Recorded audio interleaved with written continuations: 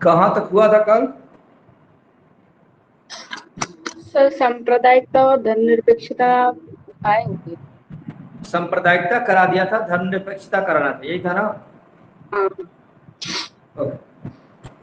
सांप्रदायिकता करा दिया था और आज करेंगे धर्मनिरपेक्षता।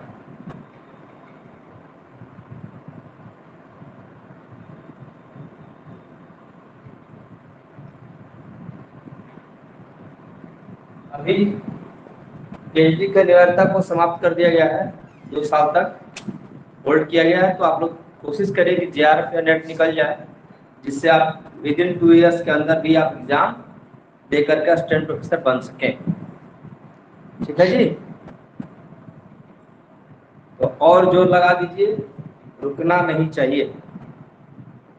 धर्मनिरपेक्षता हम लोग पढ़े थे कि सांप्रदायिकता एक निगेटिव थॉट है, वहीं आपका सेकुलरिज्म जो है, धर्मनिरपेक्षता एक पॉजिटिव थॉट है। ठीक है? सांप्रदायिकता समाज में कहा जाए, एक समाजशास्त्री के दृष्टिकोण से देखा जाए तो समाज में संघर्ष को उत्पन्न करता है, जबकि धर्मनिरपेक्षता समाज में एकता का निर्धारण करता है। क्लियर है? अब मैंने कल बताया था कि सांप्रदायिकता कैसे कैसे फैलती है, सांप्रदायिकता का क्या क्या रीजन होता है, सांप्रदायिकता को दूर करने के उपाय क्या हैं। भारत में कभी भी सांप्रदायिकता थी ही नहीं। आप वैदिक युग से उठा के देख लीजिए, मिडिल एज तक भी सांप्रदायिकता व्याप्त नहीं थी। इवन मुगल शासक भारत में शासन किए, वहां भी सांप्रदायिकता उतनी नहीं थी। बस शासक और प्रजा के बीच संघर्ष चलता रहता था, जिसकी चर्चा मार्क्स करता है। ये प्राचीन समय से ही है। फिर आई कहां से? तो एक मेरा विचार है कि जो सांप्रदायिकता का जन्म हुआ, यह यूरोपीय कंट्री से हुआ है और सांप्रदायिकता को भुनाने का काम किया ब्रिटिशों ने। ठीक? सर एक चीज, लॉर्ड सांप्रदायिकता का जनक लॉर्ड मिंटो को बोला जाता है, नोट कर लीजिएगा कहीं पे।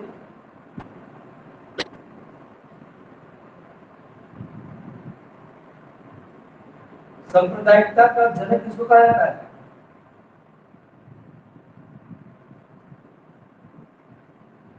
इन इंडियन हिस्ट्री की बात कर रहा हूं। भारतीय परिप्रेक्ष्य में सांप्रदायिकता का जनक माना जाता है लॉर्ड मिंटो को।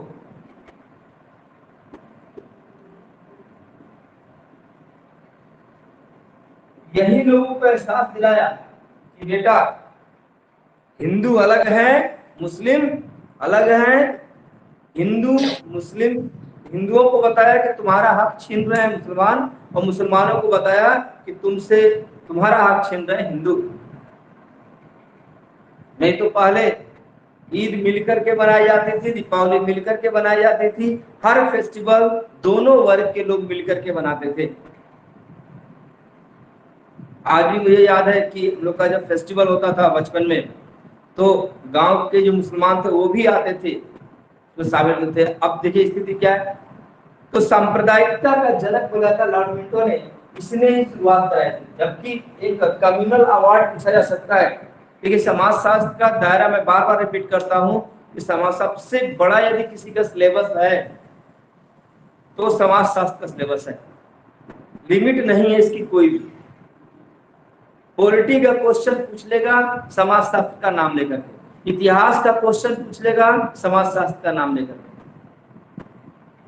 अब आपसे पूछ लेगा रैमजे मैकडोनाल्ड ने किस अवार्ड की शुरुआत की थी, तो रैमजे मैकडोनाल्ड ने शुरुआत किया था कम्युनल अवार्ड। ठीक है? कम्युनल अवार्ड की शुरुआत की थी रैमजे मैकडोनाल्ड ने। ठीक है? इसको भी नोट कर लीजिएगा। रैमजे मैकडोनाल्ड ब्रिटेन के प्रधानमंत्री थे। 1932 में जो है इन्होंने कम्युनल अवार्ड की शुरुआत की थी। नोट कर लीजिए बेटा जी। और विचार देने वाले थे हमारे कौन? Lord Minto. वो तो अच्छा था कि कुछ लोग भारत में सजग थे, नहीं तो जो जातियां थी उनके अंदर भी सांप्रदायिकता फैलाने की कोशिश की गई। जिसका परिणाम आज तक भारत भुगत रहा है।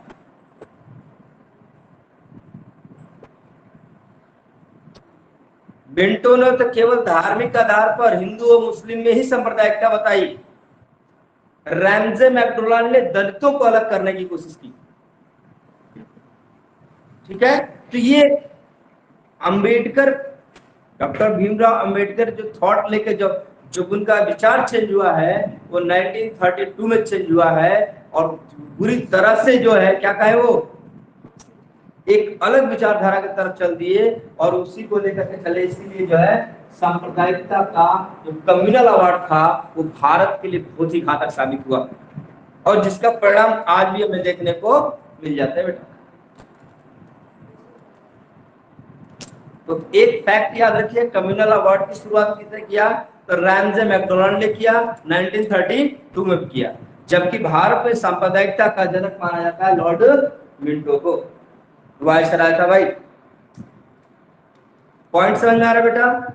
ना है पूछिए, क्योंकि जब तक आपको सांप्रदायिकता समझ में नहीं आएगी तब तक धर्मनिरपेक्षता समझ में नहीं आएगी। संघर्ष और सहयोग समाज के दो पहलू हैं। प्रत्येक समाज में संघर्ष विद्यमान है तो सहयोग भी विद्यमान है। विचारों में मतभेद हर जगह है। आप नहीं बोल सकते कि नहीं यह समाज एक समाज मैंने ऐसा देखा जहां विरोध था ही नहीं। तो प्रत्येक समाज, प्रत्येक परिवार में संघर्ष और सहयोग दोनों विद्यमान है। कहीं संघर्ष ज्यादा दिखाई दे जाता है तो संघर्ष दिखाई देता है, कहीं सहयोग ज्यादा दिखाई देता है तो सब अच्छा अच्छा दिखाई देता है। अंतर इतना ही बस। तो धर्मनिरपेक्षता इसी टाइप का है, यह सामाजिक एकता में सहयोग करता है। क्या चीज धर्मनिरपेक्षता? यह भी एक प्रकार की विचारधारा है। इस विचारधारा का मानना यह है कि जो राज्य है, राज्य मतलब सरकार, राज्य मतलब इंस्टीट्यूशन। समाजशास्त्र में राज्य का अर्थ बहुत विस्तृत है और संविधान में भी इसका वर्णन बहुत ज्यादा है, समाजशास्त्र नहीं। संविधान तो बोलता है कि राज्य को परिभाषित करता है कि आर्टिकल 12 में, आर्टिकल 12 में, आर्टिकल 12 में डिफाइन करता है कि राज्य क्या है। तो राज्य एक संस्था भी हो सकती है, राज्य एक संगठन भी हो सकता है, राज्य कोई भी चीज हो जो सार्वजनिक रूप से कार्य कर रही हो वह राज्य कहलाएगा। यदि ब्रजेश सर सामाजिक सेवा का कार्य कर रहे हैं तो ब्रजेश सर को भी एक व्यक्ति को भी राज्य माना जाता है अकॉर्डिंग टू इंडियन कॉन्स्टिट्यूशन। आ रहा समझ में? हाँ या ना बोलो भाई। जी सर। जी सर। हाँ जी जी, धन्यवाद रिस्पॉन्स करने के लिए। इधर इधर सो तो नहीं रहे, पता चला इधर लोरी गा रहा हूँ, सो रहे हैं आराम से। हाँ 8 बजे न सोए। आर्टिकल 12 में राज्य को डिफाइन किया गया है। कोई भी इंस्टीट्यूशन जो है राज्य किस कहा जा सकता है? तो राज्य बोला जाता है जब आप समाज सेवा के उद्देश्य से समाज में उतरते हैं। सीधा मैं बता रहा हूं, चाहे वो सामाजिक संगठन हो, मतलब जो सार्वजनिक कार्य करता है उसके दिमाग में सांप्रदायिकता न हो, सभी धर्म समान हो, यही है धर्मनिरपेक्षता का विचार। Got it? समझ आ गया?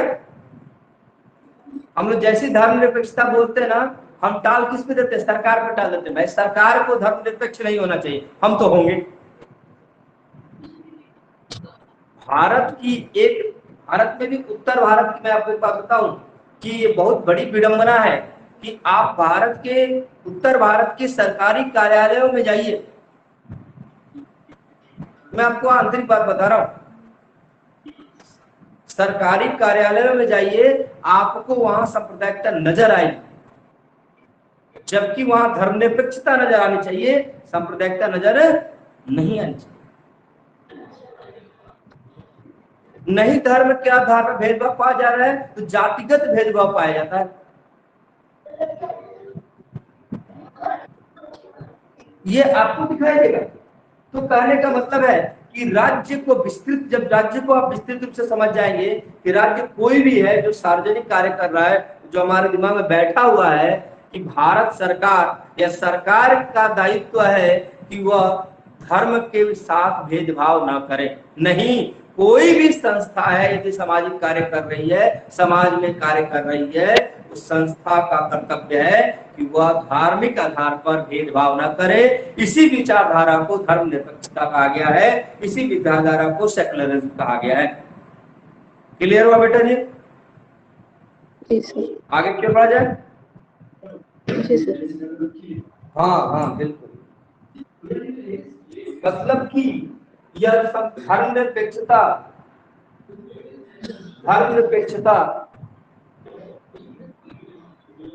सर्वधर्म समभाव की बात करता है, धर्म को नकारता नहीं है। कई लोग समझ लेते हैं कि राज्य का कोई धर्म ही नहीं है। नहीं भाई, राज्य का देखिए एक शब्द लिखिएगा, सर्वधर्म समभाव। सर्वधर्म समभाव मतलब सभी धर्मों के लिए समान भाव। हाँ जी, कैसे डबल डबल आवाज आ रही है,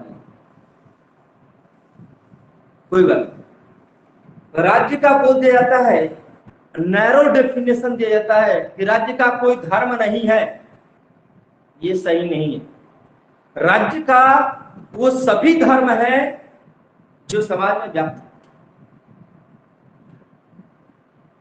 ये भारतीय धर्मनिरपेक्षता की बात कर रहा हूं। अभी मैं आपको दोनों में अंतर बताऊंगा। जो यूरोपीय मॉडल है उस धर्मनिरपेक्षता कैसा है, और जो भारतीय मॉडल है वह धर्मनिरपेक्ष कैसा है। जैसे भारतीय संविधान निर्माताओं पे एक आरोप लगाया जाता है कि इन्होंने क्या किया है, सब उधार लिया है भाई। शासन व्यवस्था ब्रिटेन से ले लिया, राष्ट्रपति अमेरिका से ले लिया, मौलिक अधिकार जो है अमेरिका से ले लिया, मौलिक कर्तव्य रूस से ले लिया।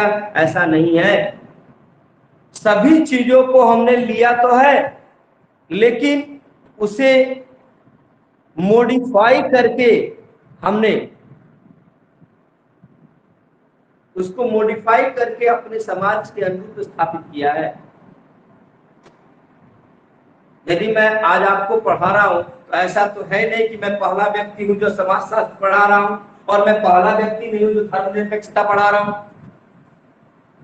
लेकिन मैं अपने हिसाब से अपने ज्ञान और अनुभव के आधार पर पढ़ा रहा हूं धर्मनिरपेक्षता। ये नयापन है और इसको स्वीकार किया जाना चाहिए। मुझे सब तो नकल कर रहे हैं, कौन व्यक्ति नहीं विश्व में नकल नहीं कर रहा भाई। कॉपीराइट और की भी एक लिमिट होती है, 10 साल के बाद वो भी दूसरे के हाथ में चला जा सकता है जब दोबारा नहीं कराए, है ना। तो कहने का मतलब है कि जो भारत सरकार है, जो भारतीय संविधान निर्माता है, उन्होंने विदेशों से लिया तो है लेकिन उसको अपना फ्लेवर चढ़ाया है। यही अंतर हम लोग देखेंगे। अब आते हैं दोनों में अंतर, यूरोपीय मॉडल, हाँ यूरोपीय मॉडल और भारतीय मॉडल में क्या अंतर है, थोड़ा सा चर्चा कर लेते हैं। तो वीडियो नहीं आ रही है। हाँ जी, पूछ रहे कुछ दीपिका? तो वीडियो नहीं आ रही है, क्यों नहीं रहे? वीडियो नहीं आ रही मेरी, आ जाएगी। कभी कभी कुछ घटनाएं घटित हो जाती हैं। अब आ रहे हैं क्या? नहीं अब भी नहीं आ रहे हैं? नहीं। ये मिस्टर इंडिया कब से बन गया मैं?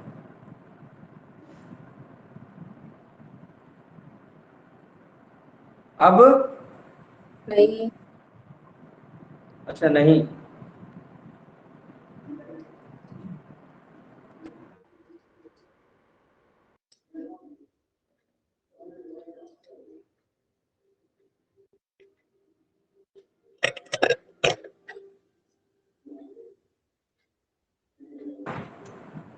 अब दिखाई दे रहा हूं? नहीं सर। आवाज जा रही है? हाँ आवाज तो आ रही है। तो आपका नेट तो डिस्टर्ब नहीं है और लोगों को दिखाई दे रहा हूँ क्या मैं? अब तो पूरी भैया बताना जरा। हाँ भैया दिख रही है आपकी वीडियो। मुझे नहीं दिख दीपशिखा रही जी आप एक बार एग्जिट करके फिर से आ जाइए दोबारा, है। आपका नेट में प्रॉब्लम है। चलिए, हाँ हाँ भूरी बाबू धन्यवाद। तो उससे पहले समझिए धर्मनिरपेक्ष राज्य क्या है, समझना क्या है। मेन फोकस हमारा है धर्मनिरपेक्ष राज्य।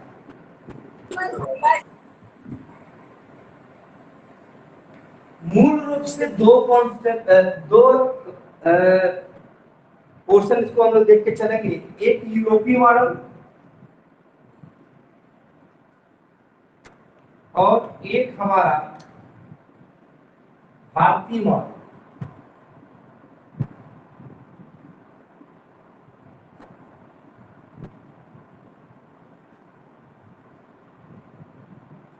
वैसे मेरा मानना है कि विश्व में कोई भी चीज बनाइए और गलती से भारतीयों को दिखा दिया तो कॉपी बना देते हैं, ये कोई बड़ी बात नहीं है, ठीक है, ये हमारे ब्लड में है। लेकिन नया भी बनाते हैं भाई, मौका तो मिले।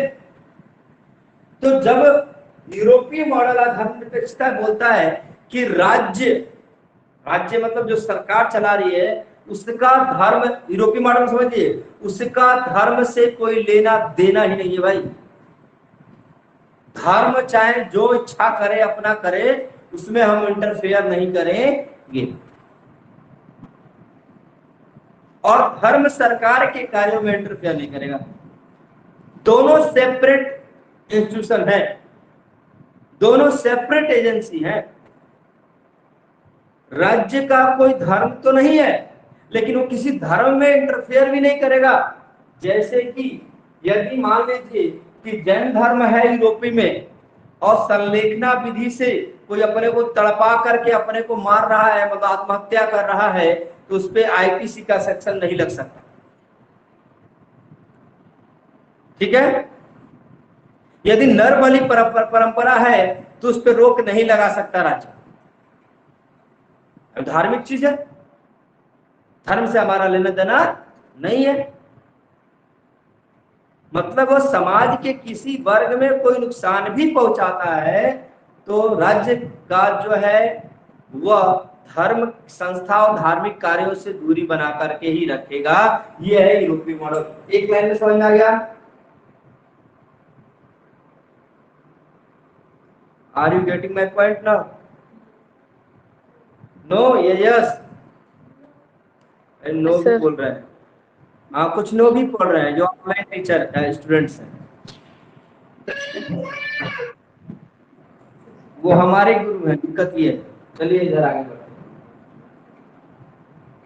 यूरोपीय मॉडल, नहीं नींद में नहीं है भाई, इस जगह पे यूरोपीय मॉडल जो है वह बिल्कुल ही रिजिड है। यदि भारत में यह लागू होता तो पढ़ाई सोचिए हो क्या जाती होता, क्योंकि विश्व के सबसे प्राचीनतम धर्म भी भारत में है और बिल्कुल नया नया पैदा हुआ भी धर्म कहाँ है? भारत में। भाई विश्व के जितने धर्म हैं सभी तो भारत में हैं। तो कब धर्म निरपेक्षता जो है सांप्रदायिकता में बदल जाती पता भी नहीं चलेगा। इसीलिए हमारे संविधान के निर्माताओं ने इसमें चेंज किया और चेंज करके लाया भारतीय मॉडल। भारतीय मॉडल क्या है भाई? भारतीय मॉडल बोलता है कि राज्य का कोई धर्म नहीं है, मतलब यह नहीं है राज्य सर्वधर्म भाव से स्वभाव से कार्य करेगा, सभी धर्मों को समान रूप से देखेगा, किसी भी धार्मिक कार्य में हस्तक्षेप नहीं करेगा, हर व्यक्ति को धर्म के पालन पोषण में और उसको मानने की क्या होगी? स्वतंत्रता होगी। कहां तक? जहां तक राष्ट्रीय अहित न कर जाए। यदि राष्ट्रीय हित गया भारतीय कानून से आपका धर्म ऊपर उठने लगा, राष्ट्रवाद से ऊपर उठने लगा, सरकार पहुंच जाएगी आपके धर्म में जो है क्या करने के लिए, उंगली करने के लिए। समझ लीजिए। अब मान लीजिए कि कोई मंदिर ही है, बिल्कुल मैं व्यवहारिक बता रहा हूं बेटा, कोई मंदिर है जहां 10-50 लोग जाते थे पहले, ठीक, जाने दीजिए, जाते थे पूजा करके चले आते थे। प्रताप बढ़ गया मंदिर का, जनसंख्या 10-50 से 10-50 हजार हो गई। अब बोले भैया तो धर्म का मामला है, तुम जानो हम क्या जाने है? आए दिन वहां क्या हो रहा है, कहीं चोरियां हो रही हैं, कहीं मारपीट हो जा रहा है, नारियल सर पे किसी को फोड़ डाले मंदिर में। तो अब यहाँ पे क्या है, यहाँ पे समाज के मैक्सिमम वर्ग जो है प्रभावित हो रहे हैं इस क्रिया से, और कानून यहाँ तोड़े जा रहे हैं। तो इस स्थिति में सरकार वहां क्या करती है,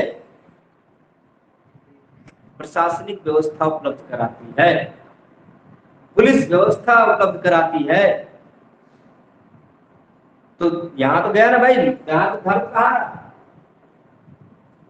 भारत में कुछ ऐसे धर्म हैं जो अल्पसंख्यक हैं, उनपे कोई हावी ना हो जाए धर्मांतरण करा करके, या किसी भी सामाजिक दबाव के कारण उनपे हावी ना हो जाए, इसलिए राज्य ने उनको विशेष दर्जा दे रखा है।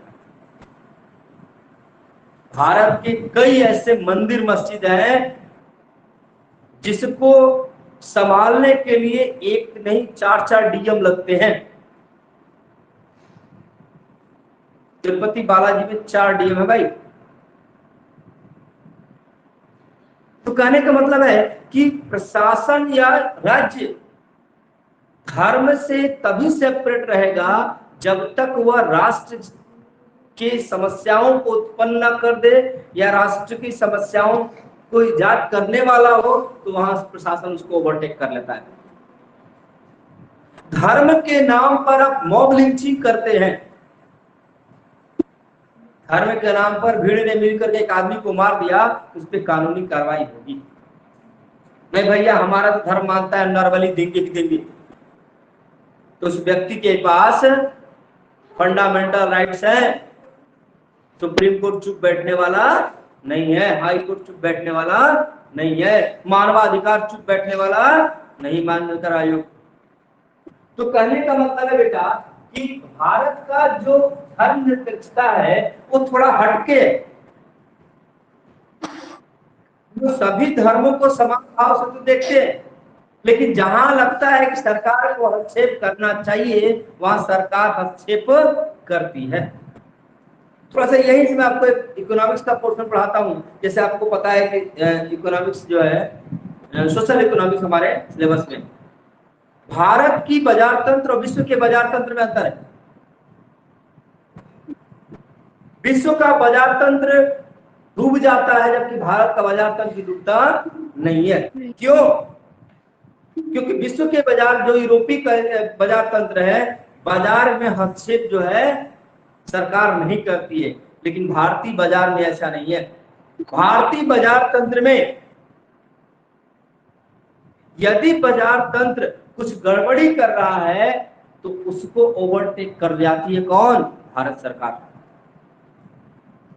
यदि बाजार में व्यापारियों ने किसी चीज का मूल्य बहुत ही कम कर दिया है तो उस अनाज को, उस फसल को सरकार एमएसपी पर खरीद लेती है कि किसान का नुकसान ना हो। कि बाजार तंत्र का हनन है जो सरकार ने किया। तो भारत में बाजार जो है वह लाभ के लिए कार्य करता है, सरकार सामाजिक कल्याण के लिए कार्य करती है। इसीलिए भारत का बाजार तंत्र भी यूरोपीय बाजार तंत्र से अलग है बेटा। चीजें समझ आ रही है? हर चीज जो है जब भारत के इन्वायरमेंट में आता है तो बदल जाता है। मैंने तो आपको कई बार बताया हूं कि विश्व के सारे कानून भारत में आके क्या हो जाते हैं, समाप्त हो जाते हैं। चाहे वो भौगोलिक हो, ऐतिहासिक हो, सिकंदर चला था वुहान बनने, विश्व विजेता बन रहा था भाई, यूरोप के कुछ देशों को जीत करके, भारत में आ गया, बुखार उतर गया उसका। ठीक है, भौगोलिक दशा, प्रकृति के सारे नियम यहाँ फेल मार जाते हैं भारत में। समझ में आ रहा है? चाहे ज्योग्राफिकल देखा जाए, चाहे हिस्टोरिकल देखा जाए, हर तरह से भारत अपने आप में यूनिक है। तो चाहे बाजार तंत्र की बात किया जाए और चाहे हम धर्मनिरपेक्षता की बात करें, उस मामले में हम अलग हैं। और हमारा धर्मनिरपेक्ष विश्व का सभी देश चाहता है भारत के धर्मनिरपेक्ष को विश्व में लागू कर दिया जाए, क्योंकि जितना सुरक्षित भारत में सभी धर्म के लोग मानते हैं, अपने आप को मानते हैं, उतना सुरक्षित विश्व के किसी भी देश में आप नहीं। यदि आप इस्लाम को मानते हैं तो आप इस्लाम के जो भी नुमाइंदे हैं, नुमाइंदे ही बोलना चाहिए, नुमाइंदे हैं, उनके नियमों पे ही चलना पड़ेगा। वहां पर उस देश का कॉन्स्टिट्यूशन कुछ भी करने वाला नहीं है। यही यूरोपीय मॉडल। यदि आप क्रिश्चियन हैं तो आप पोप के रूल्स रेगुलेशन पे ही चलेंगे, ये यूरोपीय मॉडल। जो भी धर्म का आप पालन कर रहे हैं, उस धर्म के जो भी नुमाइंदे बैठे हुए हैं, उनके अकॉर्डिंग चलेंगे, आप राज्य के अनुसार नहीं चलेंगे। जहां धर्म की बात आता है, राज्य पीछे की ओर आ जाता है, क्योंकि भारत में ऐसा नहीं है। धर्म की बात भी है तो राज्य उसमें हस्तक्षेप करता है कि कहीं तुम गलत, तो धर्म की आड़ में कुछ क्राइम तो नहीं कर रहे हो, धर्म की आड़ में आप महिलाओं के साथ समानता का, उनका समानता के अधिकार तो नहीं छीन रहे हो, मंदिर में प्रवेश को वर्जित तो नहीं कर रहे हो, धर्म के आड़ में आप जातिगत भेदभाव तो नहीं फैला रहे हो। ये देखने का काम भारत सरकार करती है। और इसीलिए भारत का जो भारत का जो संविधान है, वह उसका धर्मनिरपेक्ष विश्व के अन्य धर्मनिरपेक्षों से बिल्कुल ही अलग है। कल क्लियर बेटा जी? यहां तक दोनों मॉडल क्लियर हुए। यूरोपीय मॉडल में धर्म अलग, राज्य अलग, भारतीय मॉडल में भी दोनों अलग हैं, लेकिन राज्य हमेशा धर्म को ओवरटेक करेगा जब भी गलती करेगा, और धर्म भी राज्य को ओवरटेक करता है भारत में, ये जान लीजिए। आज का जो भारतीय राजनीतिक व्यवस्था है, धर्म ने ओवरटेक किया है कि नहीं राजनीति को? किया है ना जी? आज विश्व भारत के सभी लोग किधर की ओर भाग रहे हैं? हिंदू धर्म की ओर भाग रहे हैं। तो सत्ता को प्रभावित करता है धर्म भी भारत में, और धर्म को प्रभावित करता है सत्ता। मैंने जब आपको संविधान पढ़ाया था, आपको पॉलिटिकल सोशियोलॉजी पढ़ाई थी बेटा, तो मैंने बताया था भारत एक ऐसा चीज है कि यहाँ हर एजेंसी तो स्वतंत्र है, लेकिन हर एजेंसी एक दूसरे से कनेक्टेड भी है। जैसे मैंने आपको बताया था ना, कार्यपालिका, विधायिका और न्यायपालिका, इन तीनों क्या है? लेजिस्लेटिव, एग्जीक्यूटिव और जुडिशियरी।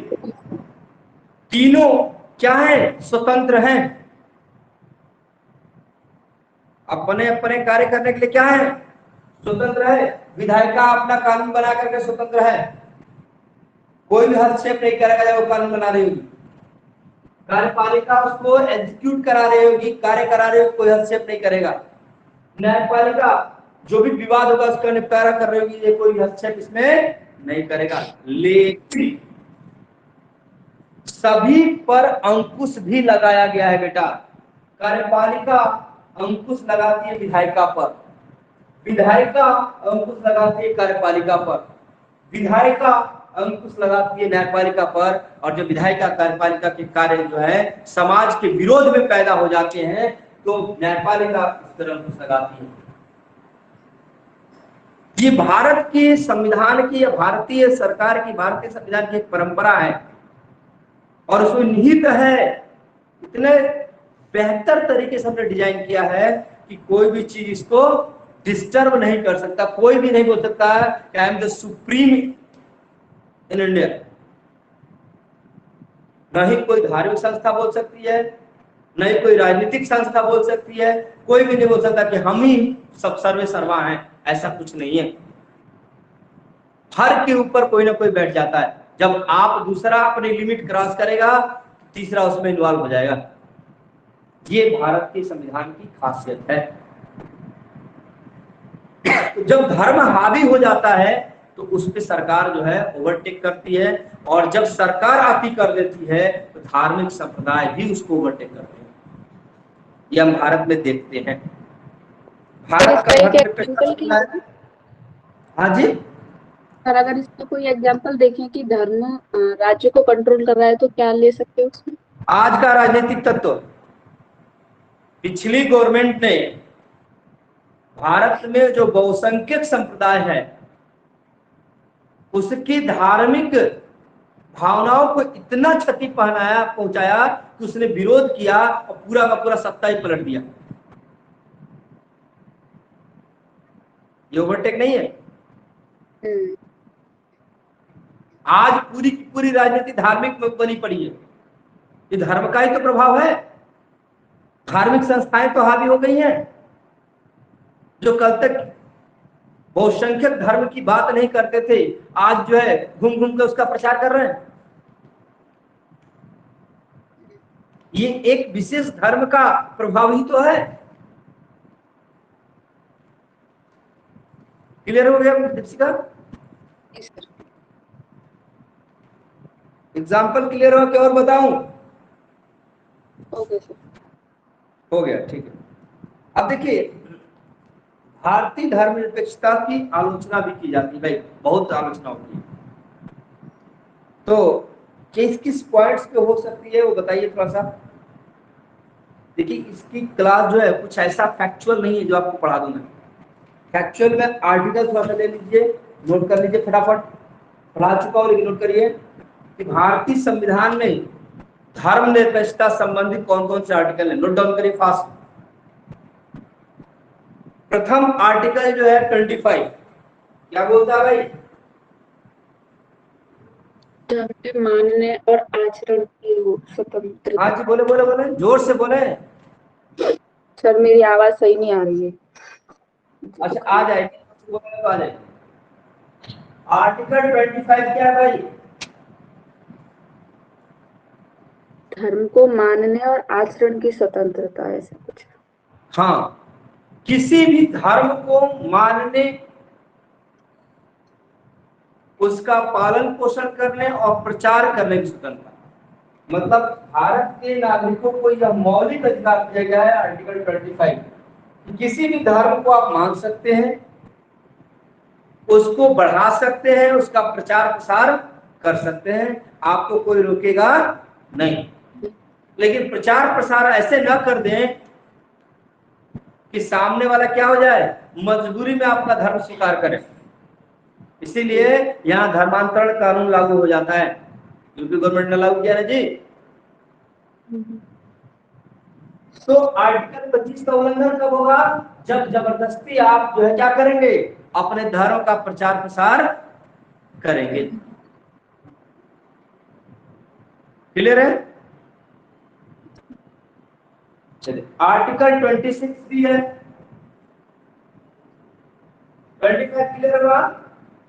प्रत्येक व्यक्ति अपने धर्म को मानने के लिए क्या है, स्वतंत्र है। उसके प्रचार प्रसार करने के लिए स्वतंत्र है। किसी भी धर्म को स्वीकार करने के लिए स्वतंत्र है। आर्टिकल 25। आर्टिकल 26 बोलता है कि व्यक्ति को धार्मिक कार्यों, जो भी धार्मिक कार्य हैं, उसका प्रबंधन करने की स्वतंत्रता। भाई, धार्मिक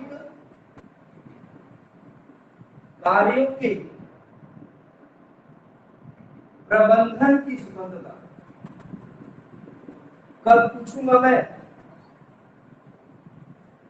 धार्मिक कार्यों के प्रबंधन की स्वतंत्रता मतलब कि आप कोई धार्मिक आयोजन कर रहे हैं तो उसका मैनेजमेंट आप खुद कर सकते हैं, कोई आपको हस्तक्षेप नहीं करेगा। लेकिन मैंने बताया कि स्वतंत्रता के साथ बाध्यता होती है, लेकिन आपका यदि सामूहिक कार्य, कोई धार्मिक आयोजन समाज के बहुत बड़े वर्ग को प्रभावित करता है तो आपको प्रशासनिक अनुमति लेना चाहिए। अब मुझे लग रहा है कि मैंने दुर्गा पंडाल लगाया है और बहुत ब्रॉड लेवल पे है, दंगे भी हो सकते हैं या फिर जो है क्या हो सकता है, मारपीट हो सकती है, भीड़ भाड़ हो सकता है, तो पुलिस प्रशासन को आप सूचित कर दीजिए, वह जो है आपकी प्रशासन आपकी सुरक्षा की व्यवस्था कर देगा। तो यहाँ बोलता है धार्मिक कार्य जो भी आप कर रहे हैं उसके प्रबंधन की आप व्यवस्था कर सकते हैं, उसमें राष्ट्र आपको हस्तक्षेप, कोई भी हस्तक्षेप नहीं करेगा। प्रवचन कहना है, बैठ जाइए। भंडारा आयोजित करना है, कर लीजिए। जो भी धार्मिक कार्य है आप उसको कर सकते हैं और उसमें कोई बाउंडेशन नहीं रहेगा, उसका प्रबंधन भी आप कर सकते हैं। आर्टिकल 27 सब इंपॉर्टेंट है बेटा। आर्टिकल 27 क्या है बताएगा कोई?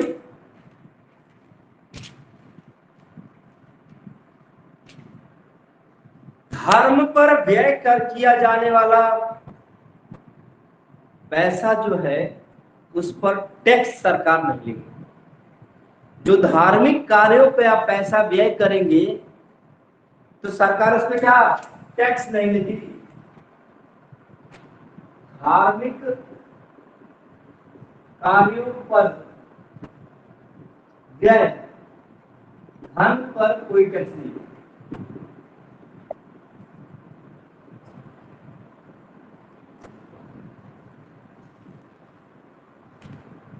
मतलब कोई भी टैक्स आप इनकम टैक्स जो आप व्यय करते हो, ये तो क्या इसका दुरुपयोग किया जा सकता है, नहीं किया जा सकता?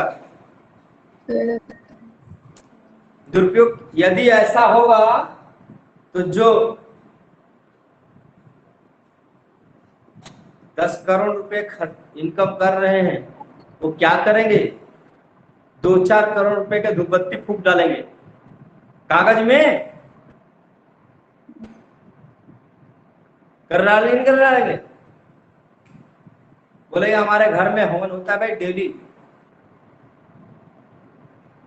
500 लोग खाना खाते हैं, ये वाली परंपरा है कागज में। तो इसका दुरुपयोग हो सकता है, इसीलिए कुछ नियम कानून है कैसे व्यय करेंगे। तो जो भी ट्रस्ट, धार्मिक ट्रस्ट है, ट्रस्ट होने चाहिए। ट्रस्ट में जो आप पैसा दे रहे हैं वह पैसा कर से मुक्त होगा। मान लीजिए कि कोई मंदिर है, मंदिर के पुजारी जी को हमने समझा लिया, पुजारी जैसा काम करिए, साइन कर दीजिए, 4 लाख आप ले लीजिएगा, बस साइन कर दीजिए कि मंदिर को मैंने 50 लाख का चंदा दिया। हो सकता है किसी भी धर्म का बता रहा हूं मैं आपको, लेकिन यह वैलिड नहीं होगा। इस दुरुपयोग को रोकने के लिए प्रावधान है कि क्या करेंगे आप ट्रस्ट को ही, जो ट्रस्ट ऑर्गेनाइजेशन ट्रस्ट में आ रहा धार्मिक ट्रस्ट है उसको यदि पैसा देते हैं तो 80G के तहत आपका टैक्स में छूट मिलेगी। 80G ये टैक्सेशन का वो है आर्टिकल, ठीक है। तो आर्टिकल 26 का क्लियर हो गया, 25 क्लियर हो गया, 27 क्लियर हो गया, 28 आ जाइए फटाफट बेटा। ये सभी धर्मनिरपेक्षता से संबंधित है। आर्टिकल 28 क्या बोलता है तो बताएगा? आर्टिकल 28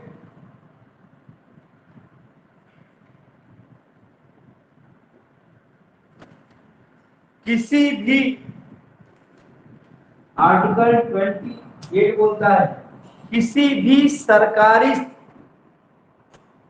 विद्यालय या संस्था में धार्मिक शिक्षा नहीं दिया जाएगा। ठीक है, देखिए दिया नहीं जाएगा, बाध्यता नहीं। धार्मिक शिक्षा के लिए किसी को आप बाध्य नहीं कर सकते। ठीक है, कोई व्यक्ति आता है और सरकारी डिपार्टमेंट है, विद्यालय है, वहां पे किसी धर्म चैप्टर में ही कोई धार्मिक चैप्टर डाल दिया गया है और उसको पढ़ाया जा रहा है और मानने पे मजबूर किया जाए, ये गलत बात। ठीक है, यह व्यक्ति के आर्टिकल 25 की का भी उल्लंघन होगा। तो यहाँ पर यह बोलता है 28 कि धार्मिक शिक्षा को सरकारी शिक्षण संस्थाओं में नहीं दिया जाना चाहिए।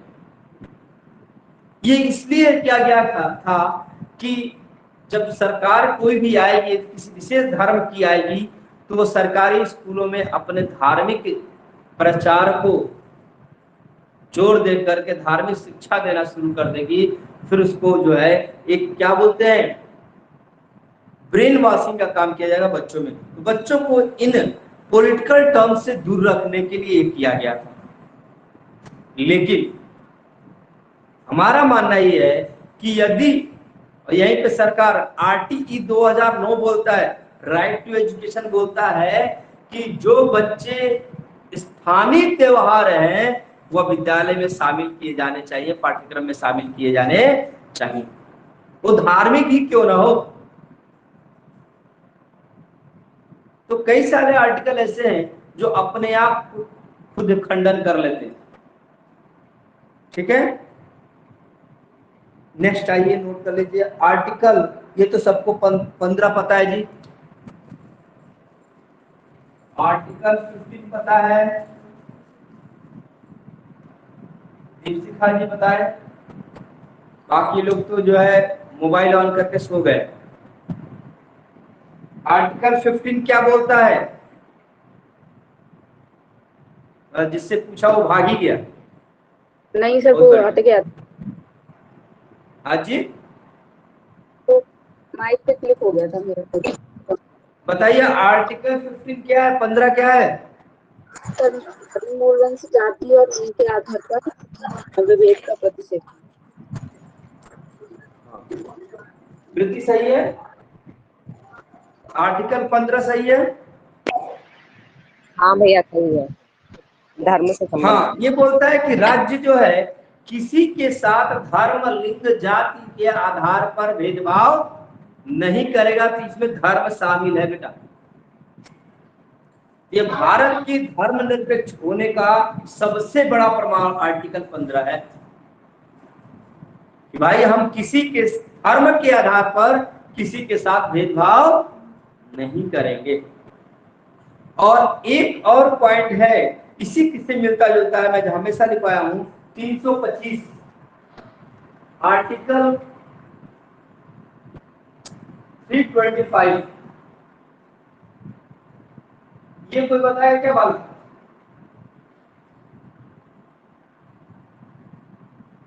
कोई बताएगा? आर्टिकल 325 को बताएगा भाई?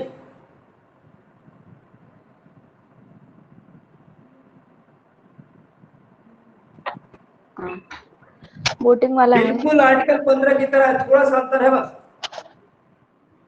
यह भी बोलता है कि धर्म, जाति, लिंग के आधार पर भेदभाव नहीं किया जाएगा। किसमें? निर्वाचन नामावली में। बस ये अंतर रखिए, निर्वाचन नामावली में मतलब किसी को वोटर बनाने के लिए वोट देने के अधिकार के का हनन नहीं किया जा सकता है। आर्टिकल 25 बोल रहा है धर्म, लिंग, जाति के आधार पर कोई विशेष धर्म का व्यक्ति है, इस आधार पर उसको वोटर से वंचित नहीं किया जा सकता।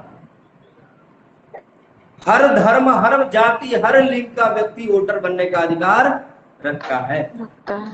अब तो भाई ट्रांसजेंडर के लिए बोलते हैं ना, क्या बोले उसको,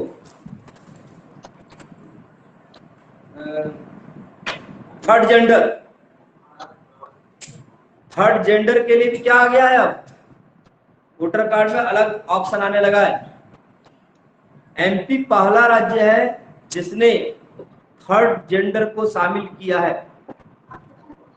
उसके बाद बहुत सारे राज्यों ने शामिल किया। अब तो भारत में रहा है, जब भी आपका विकल्प आता है तीनों आता है, मेल, फीमेल या थर्ड जेंडर। ठीक है जी। तो आर्टिकल 25 बोलता है कि लिंग, जाति, धर्म के आधार पर आप वोटर होने से उसको वंचित नहीं कर सकते। निर्वाचन नामावली में नाम उसका रखने के लिए इसका भेदभाव स्वीकार नहीं किया जाएगा। कॉन्सेप्ट समझ में आ गया? किसी को कोई डाउट है भाई? यहाँ पूछ लो। नहीं सर। हाँ,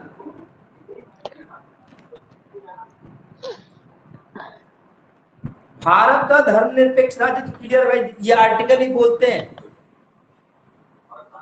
कि भारत धर्मनिरपेक्ष राज्य तो है, लेकिन जहां भी राष्ट्रीय अहित की बात आती है वहां जो है सरकार धर्म पर ओवरटेक कर जाती है। ये भारत का कल्चर है, भारत का जो है संवैधानिक प्रावधान है।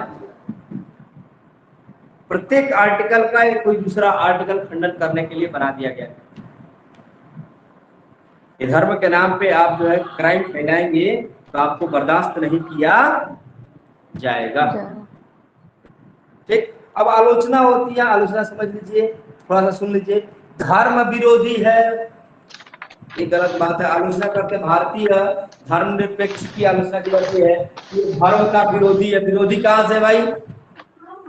धर्म का विरोधी होगा तो प्रत्येक धर्म को मानने नहीं देता। जबकि भारतीय धर्म क्या है?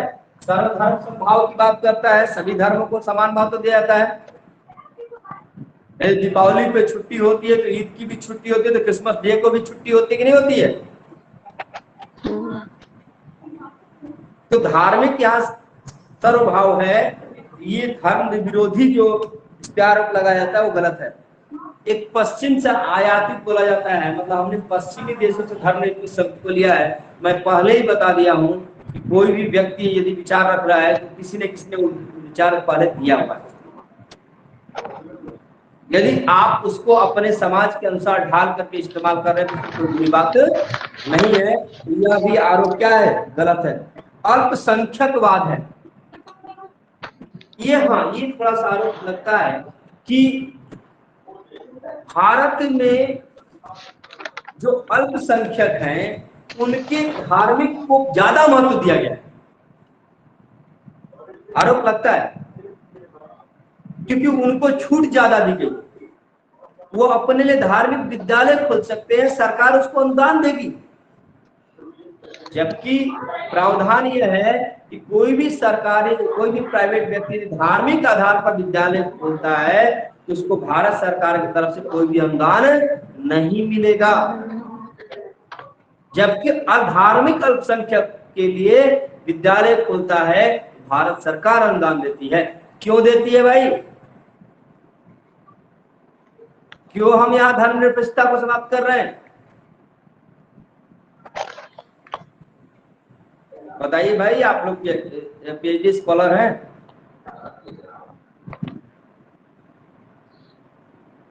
क्यों भारत सरकार एक तरफ तो बात करे धर्मनिरपेक्षता की, दूसरे तरफ जो धार्मिक अल्पसंख्यक हैं उनके लिए धार्मिक विशेष प्रावधान की बात कर रहे, चाहे शिक्षण संस्था हो, चाहे धार्मिक आयोजन की बात की जाए तो उसमें?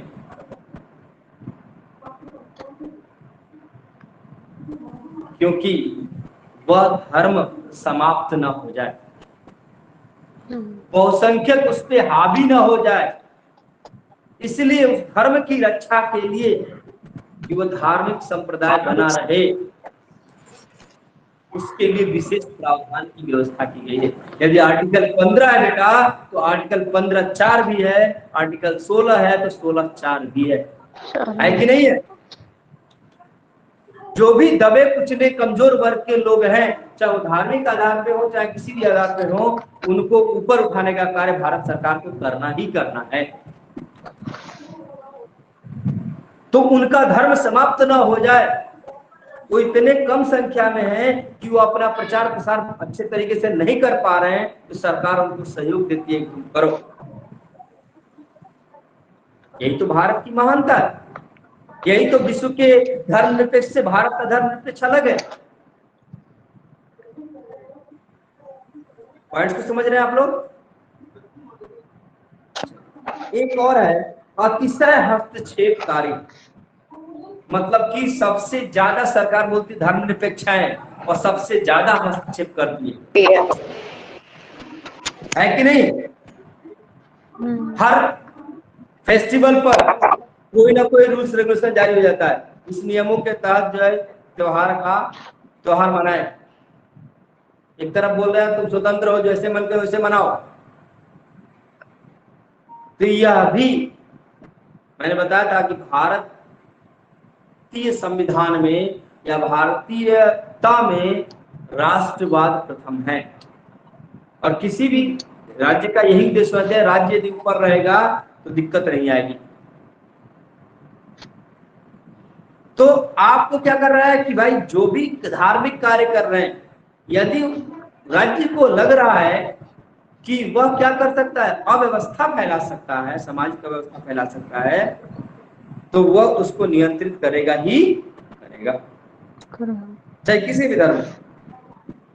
ये आरोप भी क्या है, लगभग भारतीय संदर्भ में गलत है। वोट बैंकिंग की राजनीति ये तो अभी भी देखने को मिलती है। धर्म को क्या मान लिया गया है? जब कोई भी पॉलिटिकल पार्टी मैदान में उतरती है तो सबसे पहले वो धार्मिक और जातिगत आंकड़े ही इकट्ठा करती है। हम इस धर्म के मानने वाले हैं और इस धर्म के कितने लोग हैं, ठीक है, हम किस जाति से हैं और किस इस जाति के कितने जनसंख्या फिक्स है, ये वोट तो हमारे हैं। तो धार्मिक आधार पर वोट बैंक भारत में है और यहां सरकारें फेल हो जाती हैं धर्मनिरपेक्षता के मामले में। कारण क्या है कि यह हमारे नसों में घुस गया है, इसको निकालना बहुत कठिन है, लेकिन धीरे धीरे निकलेगा। एक यूपी में विधायक है, मैं किसी भी पॉलिटिकल पार्टी का समर्थन नहीं कर रहा हूं, एक विधायक है उमाशंकर सिंह, शायद बसपा से है। उनके क्षेत्र के लोग, असला विधानसभा पड़ता है, उनके क्षेत्र के लोग चाहे वो किसी भी जाति का हो, किसी भी धर्म का हो, वो उनको छोड़ के दूसरे वोट नहीं देता। जान का आपको पास चले होगा, उनको विकास के नाम पे वोट मिलता है, उनके समाज सेवा के नाम पे वोट मिलता है, धर्म और जाति के आधार पर नहीं। तो ऐसा नहीं, भारत में ऐसी जगह नहीं है। आप काम तो करो, आप ऐसा काम करो कि लोग अपने जो मूल प्रवृत्ति है धार्मिक, राजनीति, धार्मिक और क्या बोलते जातिगत प्रवृत्तियों से ऊपर उठकर आप वोट डालें।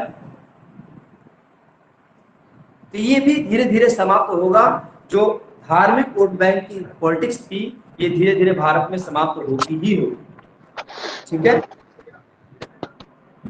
कुछ कई लोग आरोप लगाते हैं कि झूठ-मूठ का ये धर्मनिरपेक्ष शब्द दे दिया, धर्मनिरपेक्ष तो है ही नहीं, तो अव्यवहारिक है। ऐसा कोई भी स्वतंत्रता आपको दी जाती है उसमें बाध्यता होनी चाहिए। यदि बाध्यता नहीं होगी तो आप क्या करेंगे बेटा, अव्यवस्था फैलाएंगे। घर के मेंबर यदि कोई अनियंत्रित हो जाता है तो कोई ना कोई एक होता है ऊपर कंट्रोल करने वाला, है कि नहीं है? ना कंट्रोल करे, घर का छितर बितर करके रख देगा। सेम वही कंडीशन है भारतीय। निरपेक्ष तो है, स्वतंत्रता तो है, लेकिन नियंत्रण जरूरी है, ठीक है। तो धर्मनिरपेक्ष का किसको क्लियर नहीं हुआ, अभी पूछ लीजिए। पूरा का पूरा एक चैप्टर जो है हम लोग का क्लियर हो गया, सांप्रदायिकता एवं धर्मनिरपेक्षता। सर ये SCG मुझे समझा दीजिए, क्या चीज? क्या है SCG? 80G जो है टैक्सेशन का आर्टिकल है सर। प्रणाली का जो है, समझ लीजिए बेटा, सॉरी,